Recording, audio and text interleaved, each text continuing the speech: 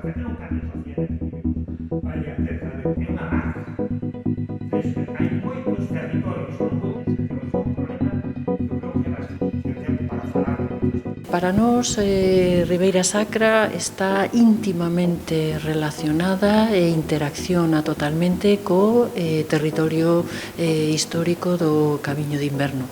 Como sabedes, pois, como consecuencia da aprobación da Lei de Patrimonio Cultural no ano 2016, recoñécese oficialmente a ruta de Camiño de Inverno que percorre o norte da paisaxe cultural da Ribeira Sacra, a través dos concellos de Monforte, o Sabiñao e Chantada, e que, bueno, pois implica o recoñecemento a nivel histórico das características dunha ruta de peregrinación xacobea de longo recorrido que chega ata Santiago e que está perfectamente documentada e recoñecida a súa historicidade.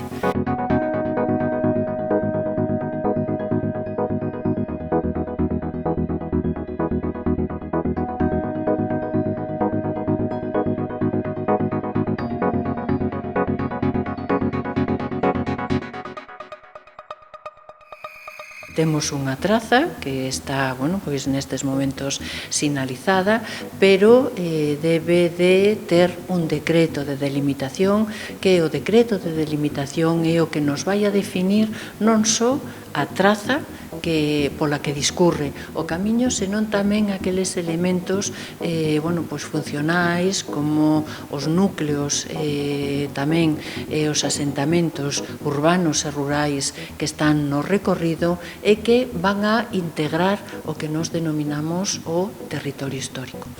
Os camiños de Santiago se delimitan a través de decreto e se delimitan coa categoría de territorio histórico. Dende a Dirección Xeral de Patrimonio Cultural traballamos no que é a delimitación, a protección e a conservación, é dicir, todas aquelas cuestións relacionadas co propio camiño que están, bueno, pois sometidas á autorización da Dirección Xeral.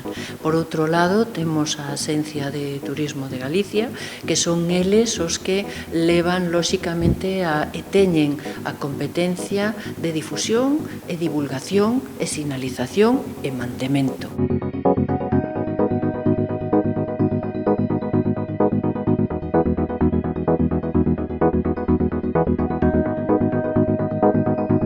Había moitos documentos dos peregrinos medievais que cando non podían entrar polo Cebreiro entraban por aquí, por toda a Ribeira Sacra, entón había unha boa... Pero o máis importante foi a movilización social, como a sociedade civil, como unha asociación de amigos, promoveu e difundiu este camiño de inverno. Eu creo que foi un percorrido longo e máis complicado, pero desde o momento que se consigo a oficialización está salvado e está promocionado de cara ao futuro. Cal é un pouco o escenario co que nos topamos agora? Vamos a ter cada vez máis peregrinos e os camiños cada vez van a funcionar máis. Entón, cumpre que cada vez se utilicen máis outros camiños que non sexan o francés. Entón, a alternativa natural, unha das alternativas naturais ao camiño francés é o camiño de inverno. Eu creo que aí é onde está o espacio. Se isto unimos con outro elemento que é Ribeira Sacra, no caso concreto de aquí, que vai a ser patrimonio mundial, agardo e con todo o valor paisaxístico, con todo o valor cultural de patrimonio material e inmaterial, eu creo que eso vai a dar un pulo enorme. Eu creo que a aposta de longo vai ser o ano que ven, no 2021, cando estén máis a todos os outros camiños e empezan a vir aquí, e a partir de aí consolidalo.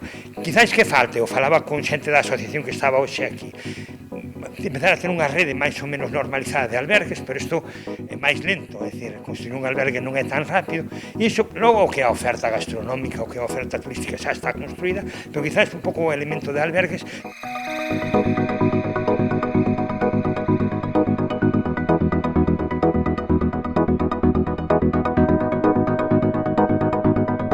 Unha cifra de 10, 20, 30.000 peregrinos non é unha cifra de masificación, é unha cifra de animación turística para localidades que son moi atractivas, como Monforte, como Chantada, que simplemente reforzarían un pouco eses elementos.